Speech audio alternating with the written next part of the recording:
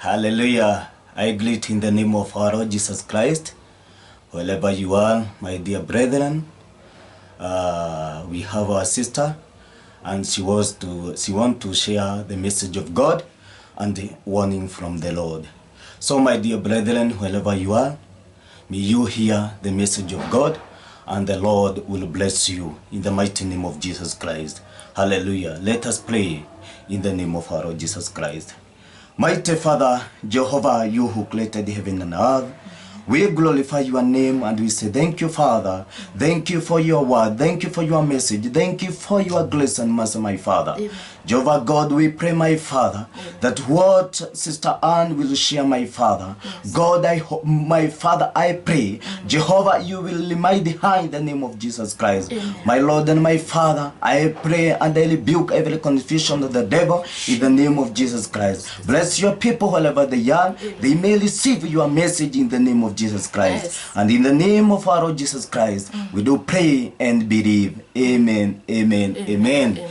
Hallelujah, my dear brothers and sisters. Our sister will share the message of God. It is the warning of the Lord, and it is the glory of God. When you hear the message of God, I know the Lord will touch your life in the mighty name of Jesus Christ. So today, may you hear the message of God, and the Lord will bless you. The Lord will increase you wherever you are in the name of our Lord Jesus Christ. She is called Sister Anne. She is my wife, but today I will call her Sister Anne because in the kingdom of God, we are the sisters and brothers. So God bless you in the name of our Lord Jesus Christ. So she will speak in Swahili language, then I will translate with English so that everyone can hear the message of God. So God bless you in the name of our Lord Jesus Christ. Hallelujah. So we can start, our sister, so that the people of God may hear the message of God. So you can start. Hallelujah. Bwana Yesu asifiwe. Praise the Lord Jesus Christ. Kwa majina naitwa Anne. She is called Anne. Na nimeokoka. She is saved.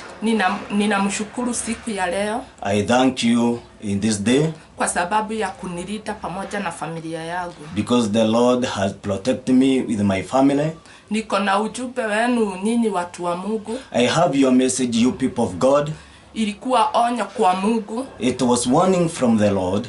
Ili mjue njia zenye zinaweza fanya mhukumiwe mwishowe. You may know the way that you can be judged by God.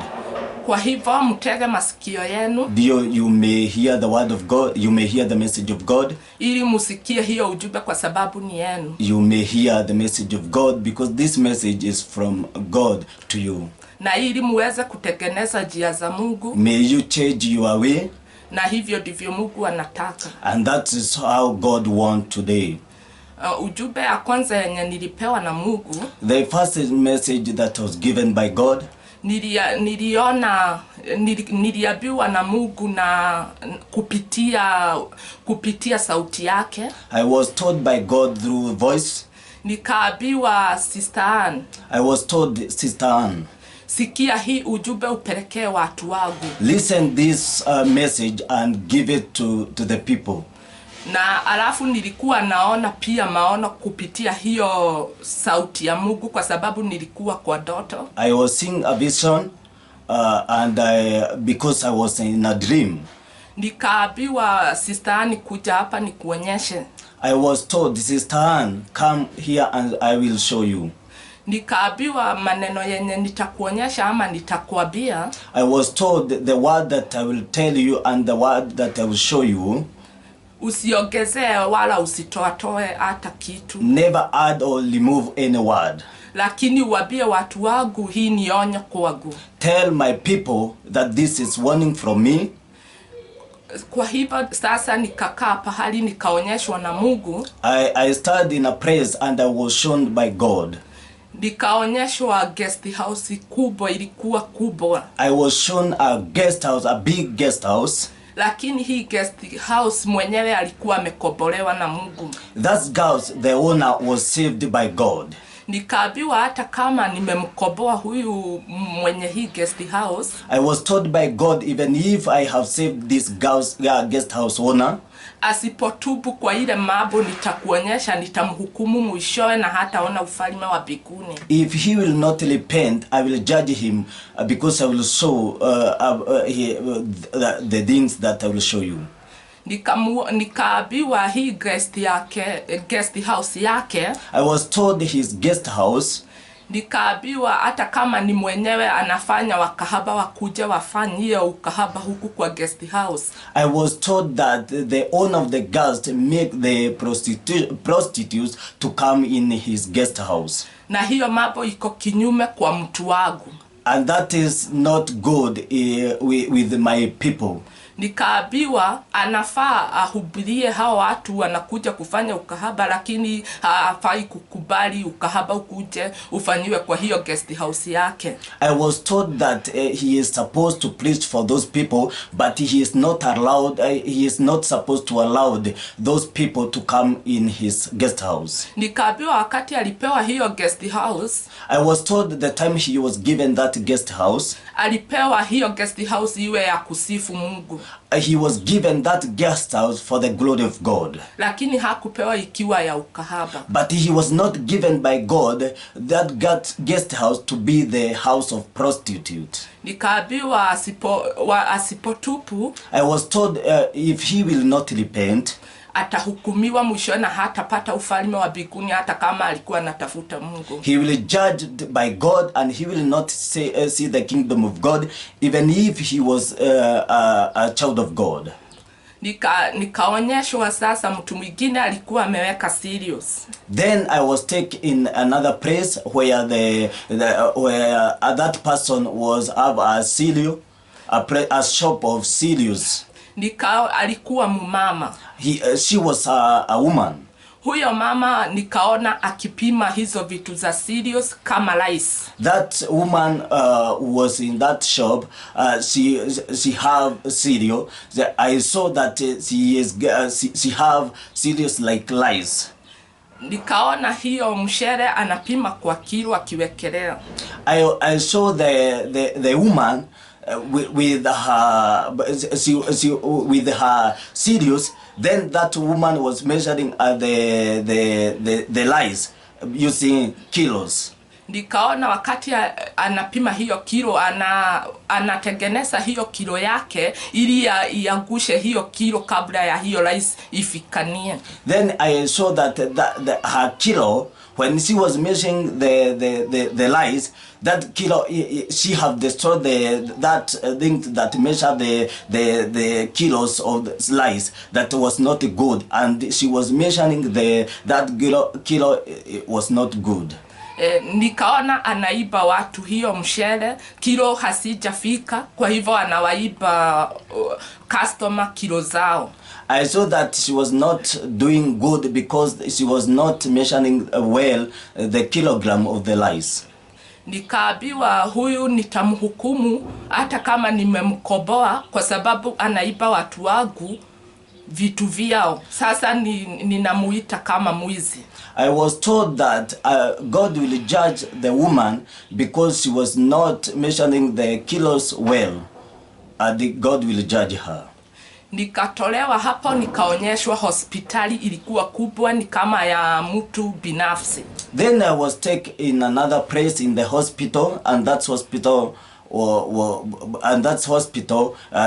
I saw the owner. Nikaambiwa mwenye hii hospitali ujue nimeshamkoboa. I was told that the owner of that hospital was saved. Nikaambiwa lakini mwishowe nitamhukumu kwa ile mambo nitakuonyesha. I was told that in the end God will judge that person with things that I will show you. Nikaona huyu mwenye hospitali ameajiri watu, lakini kuna mahali ameweka ya wasichana kuenda kutolea mimba huko. I was told that the owner of the hospital that she allowed the abortion in the hospital.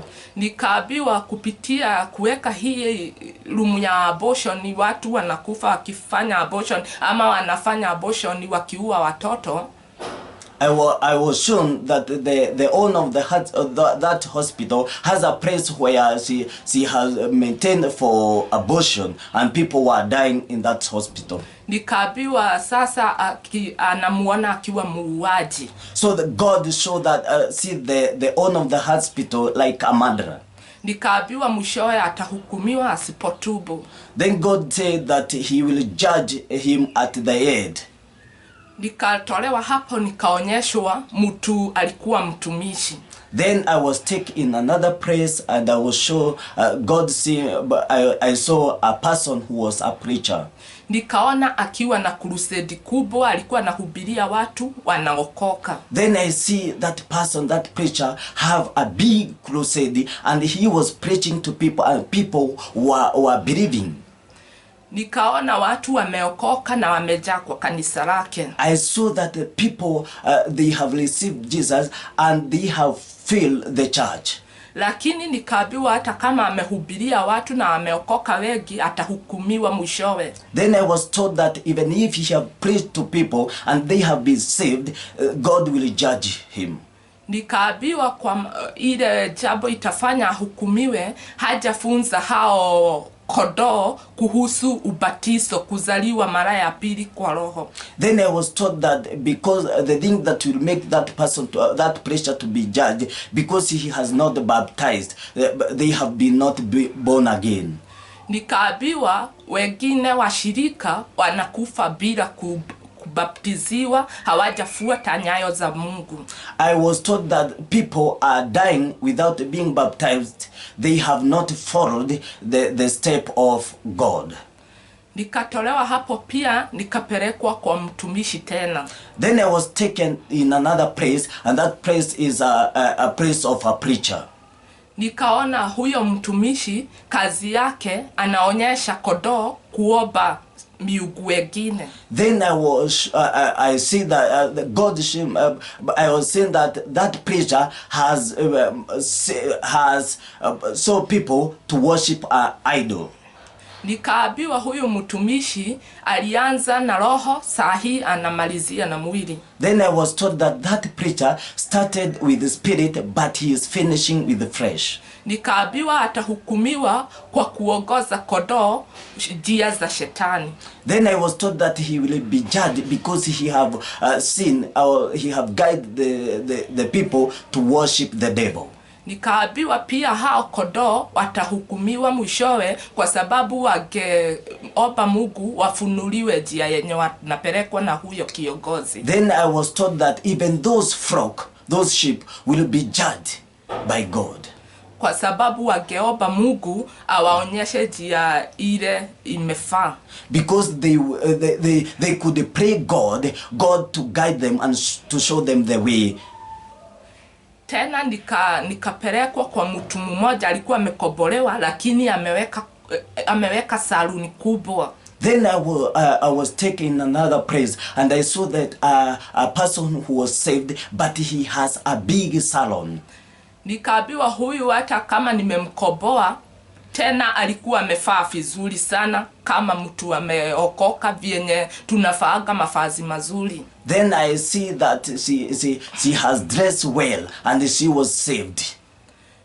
Huyu mtu nikaambiwa mwishowe atahukumiwa na kupitia hiyo saluni yake. Then I was told that person will be judged because of salon. Nikaambiwa yeye anafaa holiness, lakini hao wengine hawahubiri wafae holiness kama yeye. Anawapeleka njia zenye haifai, zenye ziko kinyume mbele za Mungu. Then I was shown that, and I was told that person is dressing well, but he is not guiding others to dress well like her.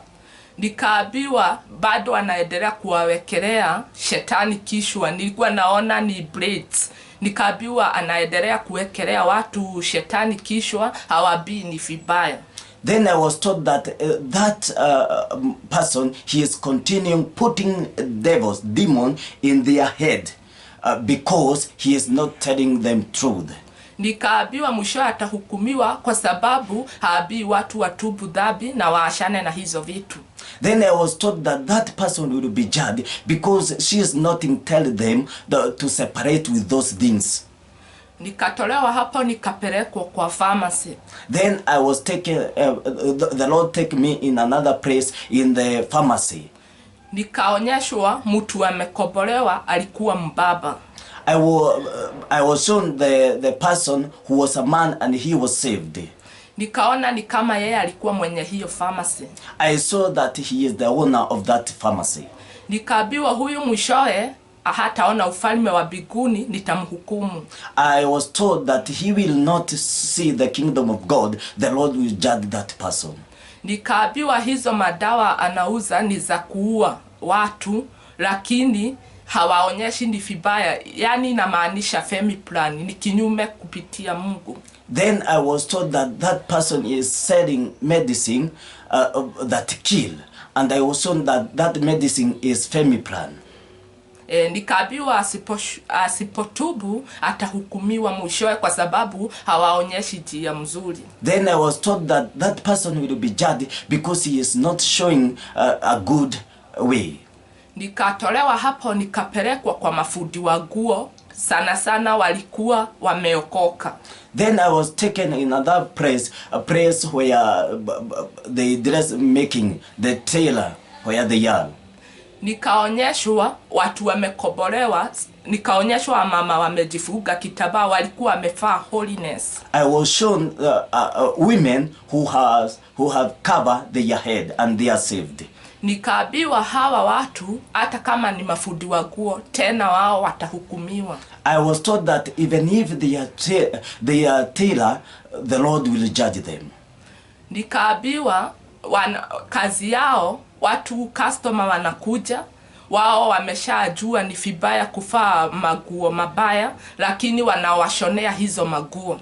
I was told that they have dressed well, but they are making dress for those people, and those dress are not good. Nikaona walikuwa wanashonea customer maguo mafupi, ingine ni ya burning inawashika. I saw that those people were making dress, miniskirt, short dress, and other dress were they were tight dress. Nikaambiwa hawa watu wanaendelea kuambia wale hawanijui waendelee tu na dhambi. I was told that those people are continuing telling those people to continue with this sin. Tena nikaona wanawashonea trouser na ni wamama. Then I see that they were making trouser, and they were making trouser for women. Tena nikatolewa hapo. Then I was taken in another place. Nikaona cosmetic ilikuwa kubwa sana. I see a big cosmetic. Mwenye alikuwa anauza hapo ni mumama na ameokoka. The one who was selling those cosmetic, she was a woman and she is saved. Nikaambiwa huyu nitamhukumu baadaye. I was told that that woman will be judged at the end. Nikaambiwa kwa maana anauza vitu vya kujitengeneza uso, kuharibu ile sura niliumba binadamu. I was told that the woman is selling those things that destroying the image of a person, that the Lord make it, he make the man. Nikaambiwa asipotubu hata yeye hatauona ufalme wa mbinguni. I was told that if she will not repent, she will not see the kingdom of God. Nikaona tena mtumishi tena. Then I saw another preacher. Nikaambiwa huyu mtumishi I was told that preacher amesanya kondoo wengi. She has many flock, lakini anaogopa kuambia ukweli. She has gathered many flock, but she is fearing to tell them the truth. Ametupa mioyo mingi ya kondoo zangu. She have lost many souls kwa sababu anaogopa kanisa kuisha. Because he is fearing the church to end. Anasema akiwaambia ukweli kuhusu maandiko, he is saying that if he told them the truth according to the word of God, customer ama kondoo wengi watapotea kwa sababu wengi wataona ni mzigo, hiyo maneno wataambiwa. Many flock will lost because they will see like a burden. He is telling them. Sasa akasema hatawaambia ukweli. Then the preacher said that he will not tell them the truth. Nikaambiwa atahukumiwa kwa sababu Mungu alituambia tupeane kila neno na tusitoe ama tuiondoe ama tuongezee. I was told that he will be judged because God said that we must preach the word of God and not to remove or to add any word. Nikaambiwa kondoo wengi hawajakomaa kiroho. I was told that many flock has not been matured. Nikaambiwa kwa sababu hawaambiwi neno kulingana na vyenye limeandikwa. Because they are not told the word of God, the word of God which is written, the word of God. Tena nikaondolewa hapo. Then I was taken in another place. Nikaona mtu alikuwa ameokoka na ni mbaba. I saw a man who was saved. Nikaambiwa huyu mtu anaokoka kwa sababu ya pesa. I was told that that man was saved because of money. Nikaambiwa huyu simujui. I was told that man, the Lord said he do not know that man. Kwa sababu hakuingia kwa kanisa langu ili aokoke. Because he did not enter in my church to be saved. Aliingia ili apate pesa. He entered the church because he wanted to gain money. Na alikuwa kama mtumishi kwa sababu alikuwa anataka kusanya pesa kwa kanisa. He was like a preacher because he was gathering money. Nikaambiwa kama mtu anaokoka kwa sababu ya pesa. I was told if man was saved because of money, atahukumiwa mwishowe kwa sababu sio wokovu alikuwa anatafuta ni pesa. He will be judged at the end because he was seeking money. Hiyo ndio ilikuwa ujumbe wa Mungu, watu wa Mungu. That is how message was. Ili mkaeza kubadilika, wewe ujue ni wapi umesimama. May you change your character and start well. Niliambiwa niwapatie hiyo ujumbe, watu wa Mungu. I was told by God to give you that message. Ili muweze kubadilika. Due for you to change your character. Kwa sababu unaweza sema wewe ni mwaminifu mbele za Mungu. Because you can say that you have started well. Na Mungu akikuangalia. And when the Lord see you, wewe sio mkamilifu. You are not perfect. Sasa nikaambiwa nimwambie hizo ujumbe. Then I was told to tell you that message. Kwa sababu ndizo zinapeleka wengi wenu jehanamu. Because those things are taking many in hell. Mubarikiwe, amen. God bless you, amen, amen. So my dear brethren, may the Lord bless you wherever you are in the name of Jesus Christ. That is the warning from the Lord. So I hope you will understand the message of God according to the word of God. It is written, be holy because our Lord is holy. So if you have a guest house, my dear children of God, and that guest house is not glorify the Lord, you must repent and change that guest house to glorify the Lord. If you are there and you are a preacher and you have heard the message of God and you are the one who is guiding many people to worship idol, you must change and show people the good way. If you are a preacher and you are preaching to people and you are not telling them truth, you must tell them the truth, because the truth of God will change people. If you are there and you are a preacher, it is written in the book of Acts 2:38, repent every one of you and be baptized. Repent.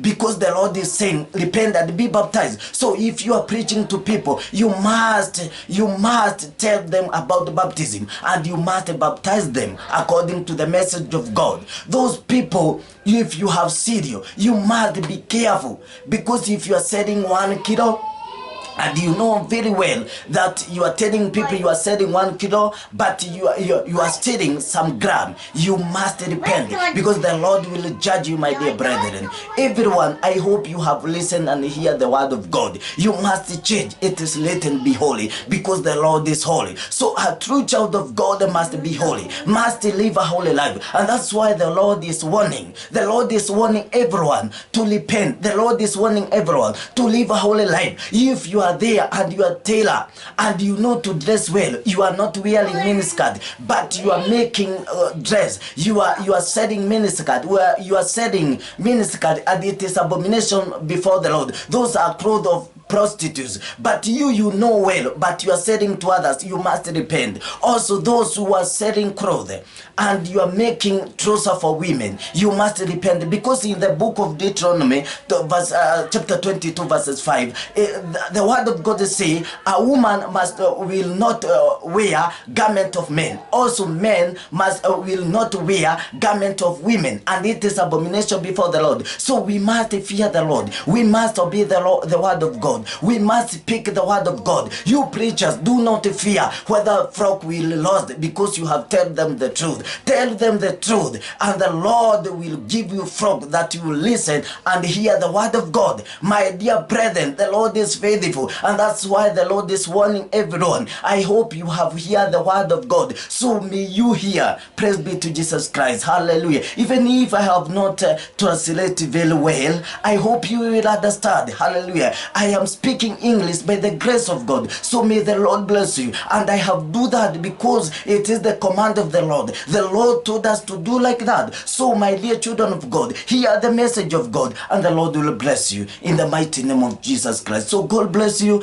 May the Lord bless you. And if you are there and you have see that you are not doing the will of God, you must repent and be baptized in the name of Jesus Christ. Live a holy life, and the Lord will help you. The Lord will change you. So in the book of Colossians chapter 3 verses 17 say that everything you do in the name of Jesus Christ. So everything you do, my dear children of God, do it in the name of our Lord Jesus Christ. Then the Lord will help you. The Lord will make you to be perfect, because we are supposed to be perfect in the sight of God. So God bless you in the name of Jesus Christ. I want to pray then, because we have finished the word of God. May the Lord bless you in the name of our Lord Jesus Christ. Let us pray in the name of Jesus Christ.